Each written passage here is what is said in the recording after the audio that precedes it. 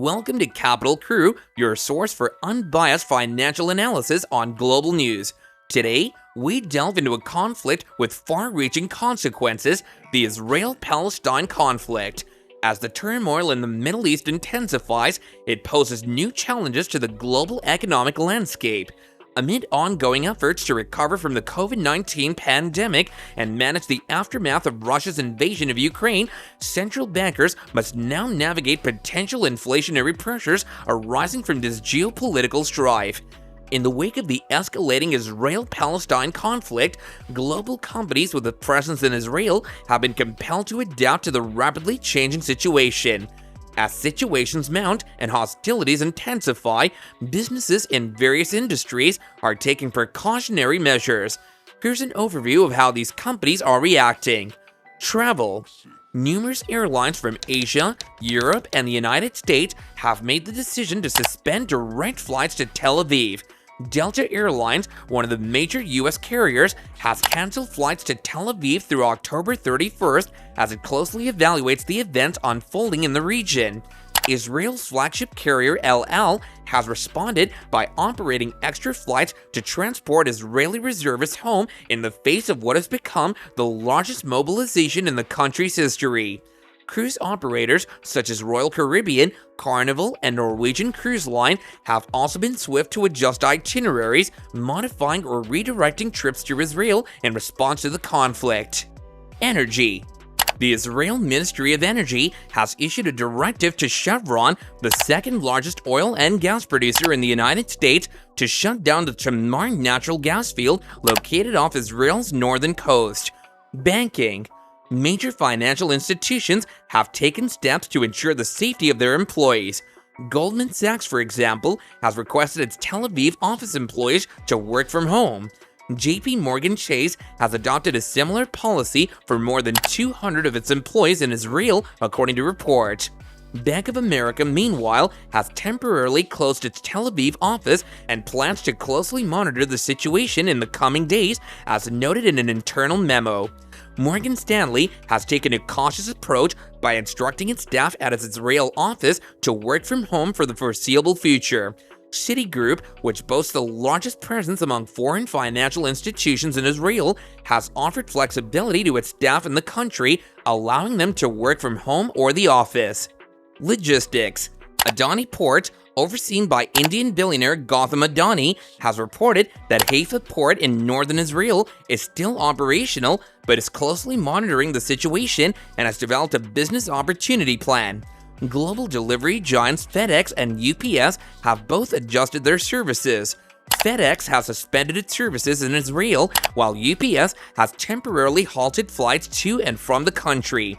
UPS has also outlined contingency plans to ensure the swift and safe delivery of shipments already within Israel. Tech. NVIDIA, the world's largest producer of chips used in artificial intelligence and computer graphics, has made the difficult decision to cancel an AI summit in Tel Aviv, an event that was set to feature CEO Jensen Huang. Consumer and retail. In the world of consumer and retail, clothing giant H&M has temporarily shuttered all of its stores in Israel. Inditex, the owner of the renowned clothing retailer Zara, has likewise closed its 84 stores in Israel and extended return timeframes. Pharma. Pharmaceutical company Eli Lilly & Co. has expressed its commitment to closely monitoring the situation. The company is dedicated to taking all necessary steps to ensure the safety of its staff while simultaneously striving to maintain an uninterrupted supply of medicines to patients in the region. While businesses and corporations adapt to the evolving Israel-Palestine conflict, countries across the globe are also reacting to the ongoing crisis. Here's a glimpse of how nations are navigating the situation. France.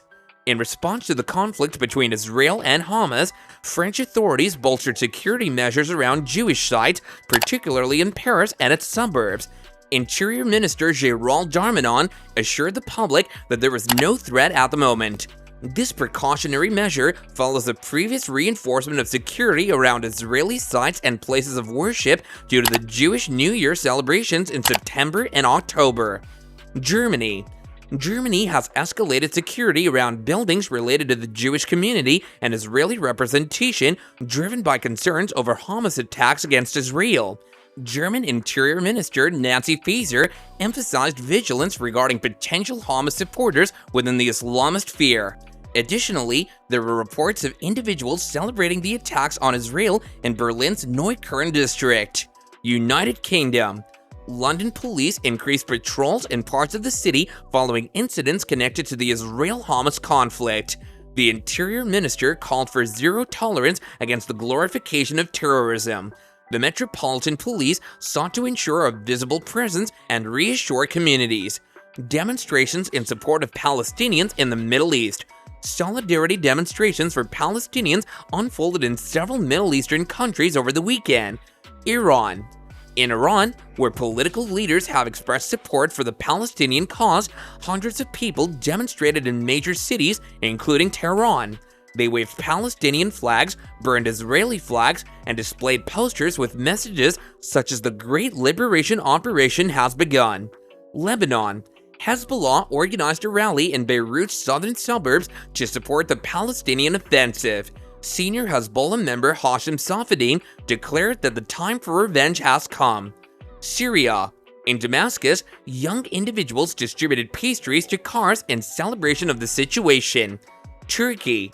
Thousands of Turks marched in Istanbul to show the support for the Palestinian people.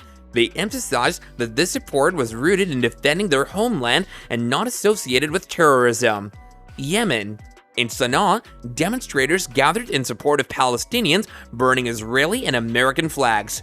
Houthi militiamen, backed by Iran and in control of Sana'a, chanted anti-American and anti-Israel slogans. Iraq.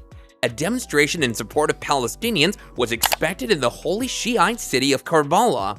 In Baghdad, around 100 protesters celebrated the Hamas offensive, waving Palestinian flags and expressing their opposition to the United States and Israel. As we continue to monitor the evolving situation and its financial ramifications, stay tuned for more unbiased analysis and coverage on our channel. Remember, at Capital Crew, we bring you the world's financial news without bias or opinion.